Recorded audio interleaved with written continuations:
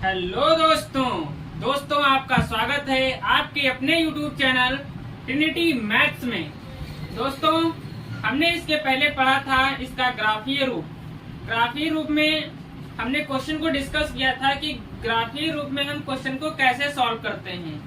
अब हम इसका चौथा पार्ट है ये, और इसमें हम डिस्कस करने वाले हैं संगत और असंगत हल के क्वेश्चन हम कैसे लगाएंगे। आखिर संगत और असंगत हल कैसे सॉल्व होंगे, हम कैसे बता पाएंगे किसी भी रैखिक समीकरण से कि कोई हल संगत है कोई हल असंगत है। लेकिन हमारी एक बात जरूर ध्यान रखना कि यहाँ पर यूज होगा रैखिक समीकरण युग्म, क्योंकि हम दो समीकरणों को क्या करते हैं, सॉल्व करते हैं, हल करते हैं। अब हम डिस्कस करते हैं अपना क्वेश्चन जो हमारा लिखा हुआ है। इस क्वेश्चन में लिखा क्या है, सबसे पहले ये हम पढ़ लेते हैं। भैया आप भी पढ़ लेना इस क्वेश्चन को। क्या लिखा है, रैखिक समीकरण के युग्म संगत है या संगत, मतलब जो ये समीकरण नीचे लिखा है इसके जो युग्म निकल के आएंगे वो संगत निकल के आएंगे या असंगत निकल के आएंगे। ठीक है, तो हम सबसे पहले बात कर लेते हैं। वैसे कई बार भी बता चुके हैं कि संगत हल क्या होते हैं, असंगत हल क्या होते हैं। तो संगत हल मतलब जिसका कोई ना कोई हल हो, और असंगत हल मतलब जिसका कोई भी हल ना हो, वो होते हैं संगत और असंगत हल। अब हम क्या करते हैं, इस प्रश्न को करते हैं सॉल्व। और हमने जब युग्म बताया था तो दोनों का व्यापक समीकरण हमने बताया था कि पहले दोनों का व्यापक समीकरण कैसे बनेगा। और हमने ये भी बताया था कि जो व्यापक रूप होता है रैखिक समीकरण का, वो प्रदर्शित करता है सरल रेखा के ग्राफ को, और इसीलिए इसे क्या कहा जाता है, रैखिक समीकरण कहा जाता है। और हमने कंडीशन भी बताई थी, तो एक बार कंडीशन को हम फिर से लिख लेते हैं जिससे आपको कंफ्यूजन ना हो। ठीक है, तो संगत हल और असंगत हल। तो संगत हल में क्या होती हैं, दो कंडीशन होती हैं, रेखाएं होंगी प्रतिच्छेदी और रेखाएं होंगी संपाती। वैसे हम ओरली बताया दे रहे हैं, हमने इसके पहले डिस्कस कर लिया था। तो जब रेखाएं होती हैं प्रतिच्छेदी तो इक्वेशन जो कहने का मतलब है, जो इसकी कंडीशन बनती है वो बनती है a1/a2 is not equal to b1/b2। क्या होती है, जब रेखाएं क्या होती हैं, प्रतिच्छेदी होती हैं, तो कंडीशन बनती है ये वाली। और जब रेखाएं होती हैं संपाती तो कंडीशन बनती है a1/a2 is equal to b1/b2 is equal to c1/c2। ये कंडीशन बनती है जब रेखाएं होती हैं संपाती। और जब रेखाएं होती हैं, रेखाएं क्या होती हैं, समांतर होती हैं, तब उनकी कंडीशन बनती है a1/a2 is equal to b1/b2 does not equal to c1/c2। ये होती है कंडीशन। किसकी कंडीशन होती है, समांतर रेखाओं की कंडीशन होती है। अब हमको ये बताना है, हमको क्या बताना है, ये बताना है कि हमको संगत हल निकालने हैं, हमको निकालने हैं असंगत हल। ठीक है, तो संगत हल की कंडीशन भैया दो कंडीशन, असंगत हल की कंडीशन एक है। ठीक है, इसमें से चाहे ये कंडीशन को फॉलो करे चाहे ये कंडीशन को फॉलो करे, हल कैसा होगा, संगत होगा। और जब ये वाली कंडीशन बनेगी तो हल कैसा होगा, असंगत होगा। अब जो ये समीकरण लिखा है, अब मतलब कहने का मतलब हमारा ये है, जो क्वेश्चन लिखा है इसको हम करते हैं सॉल्व। अब सॉल्व कैसे करेंगे वो देखते हैं। तो जो ये वाला समीकरण लिखा है 3x + 2y = 5, पहले इसको लिख लो सही तरीके से। तो इसको लिखेंगे तो बनेगा 3x + 2y - 5 = 0। और इसको मान लेते हैं समीकरण नंबर क्या है हमारा, 1 है। ठीक है, और इसको भी सही तरीके से न लिख लेना। जब इसको लिखेंगे तो ये बनेगा 2x, यहाँ पे हल लिख लो, 2x - 3y, और भैया ही प्लस के 7 है मतलब 7 है, तो बराबर के इस तरफ आएंगे। कोई भी संख्या बराबर के इधर उधर ले जाई जाती है तो क्या बोलते हैं, जो साइन होते हैं वो हो जाते हैं चेंज। तो यहाँ पर प्लस का 7 था तो आएगा माइनस का 7 हो जाएगा, और बराबर में हो जाएगा 0। अब इस वाले समीकरण की तुलना हम करते हैं किससे? इसके व्यापक समीकरण से।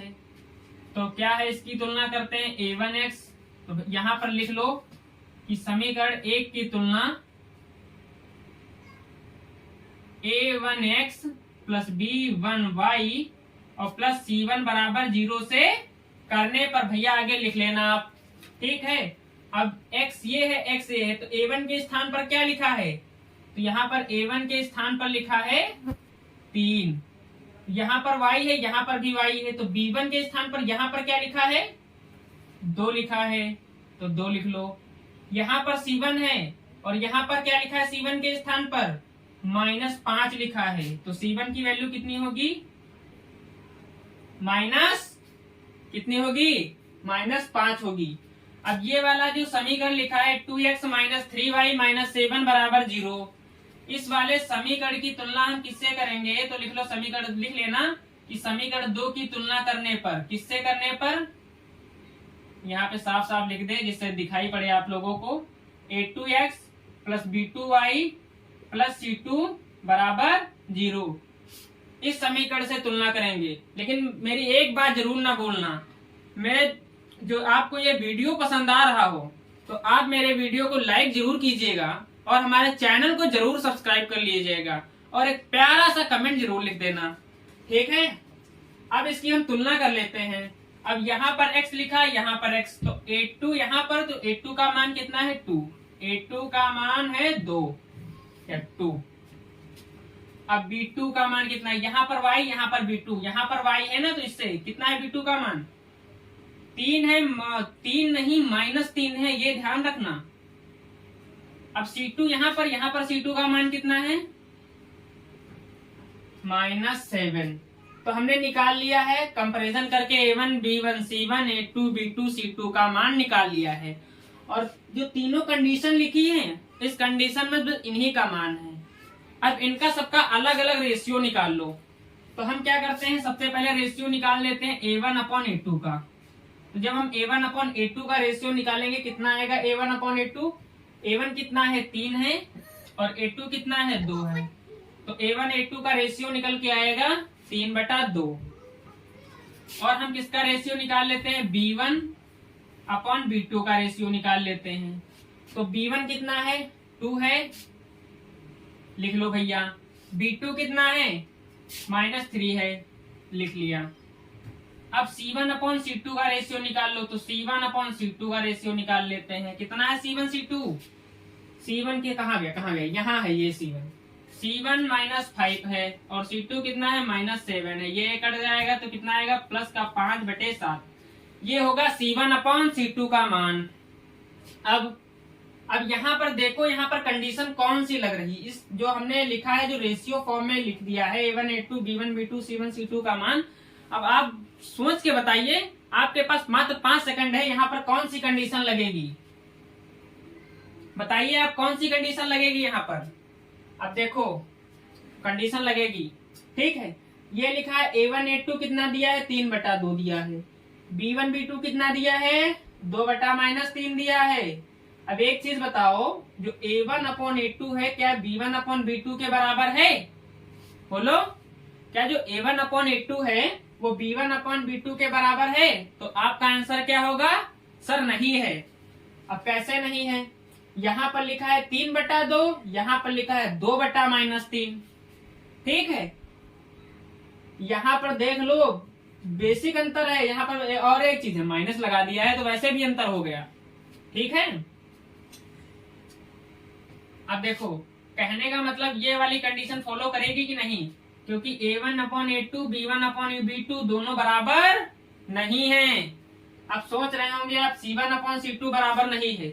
हाँ, वो भी बराबर नहीं है, लेकिन आप जब ये कंडीशन हमको मिल रही है, बात तो वही है, तीनों बराबर नहीं, चाहे हम कह दे, चाहे हम 2 बराबर ना कह दे, सॉरी 2 बराबर नहीं है कह दे, बात एक ही है, ठीक है। तो हम क्या करते हैं, यहाँ पर लिख सकते हैं, क्या लिखेंगे? लिखेंगे a1/a2 जो है वो बराबर नहीं है b1/b2 के। कहने का मतलब है जो 3/2 है वो बराबर नहीं है। ये बराबर नहीं का चिन्ह है, इंग्लिश में डज नॉट इक्वल टू। 2/-3 के। अरे भैया 2 बराबर 2 होते हैं, ना कि 2 बराबर -3 होते हैं। बात को समझो, बात को समझो, ठीक है। अब देखो, जब बराबर नहीं है तो रेखाएं कैसी होती हैं? रेखाएं होती हैं प्रतिच्छेदी। क्या बनेगा? प्रतिच्छेदी रेखाएं होती हैं। कहने का मतलब पहली लाइन बेसिकली मान लेते हैं, दूसरी लाइन कहीं ना कहीं ऐसे गुजर रही होगी, तो किसी ना किसी पॉइंट पर क्या होंगी? कट करेंगी। और जब दो रेखाएं किसी न किसी पॉइंट पर कट करती हैं तो वही उसका क्या होता है? हल होता है। तो यहाँ पर बेसिकली कितना हल निकल रहा है? एक हल निकल रहा है। और हमने आपको पहले बताया था, पूछ रहा बस यही है कि संगत हल है कि हल है असंगत। तो आपको नजर आ रहा होगा कि हल कैसे है, संगत है कि असंगत। ओनली 2 सेकेंड आपको दिए, सोच के बताइए कि हल कैसे है, संगत है कि असंगत। तो आपका आंसर क्या होगा? सर जी जो हल है वो क्या है? संगत हल है। कैसे हल है? संगत हल है। तो इस प्रकार हम इस क्वेश्चन को करेंगे सॉल्व, ठीक है। हमने इस क्वेश्चन को बहुत आसान तरीके से सॉल्व किया है और आपके खोपड़ी में घुस गया होगा ये क्वेश्चन और आपको समझ में आ गया होगा। ये क्वेश्चन जो है दिल तक उतर गया होगा, दिल तक, ठीक है। और आप बोर्ड एग्जाम में तबाही मचा देंगे अब की बार, ये तो गारंटी है मेरी। पूरे 100 कितने नंबर का पेपर होता है? 70 नंबर का पेपर होता है। 70 में 70 नंबर लाओगे मैथ में, ये चीज की गारंटी है, ठीक है। और ये बोर्ड के एग्जाम से बहुत इंपॉर्टेंट सवाल है, ये 2 से 3 नंबर का पूछा ही जाएगा, ठीक है। ये 4 नंबर में नहीं आएगा, शायद एग्जामिनर है पूछ भी सकता है, 4 नंबर में भी पूछ सकता है, उसका मन 2 नंबर में पूछे पेपर, हम थोड़ा ना बनाने जाएंगे वहां पर, बनाएगा तो एग्जामिनर ही, ठीक है। अब हमने इस क्वेश्चन को सॉल्व कर लिया है दोस्तों। बस एक रिक्वेस्ट है आपसे कि अगर जो आपको मेरा ये वीडियो पसंद आया हो, ठीक है, तो हमारे वीडियो को लाइक जरूर कीजिएगा और हमारे चैनल को सब्सक्राइब करना ना भूलना, ठीक है। और बेल आइकन को जरूर प्रेस कर लेना, ठीक है दोस्तों। थैंक यू दोस्तों। अब हम आगे बात करेंगे नेक्स्ट वीडियो में। आप हमारे चैनल से जुड़े रहिए, अपना प्यार बनाए रखिए। Thank you.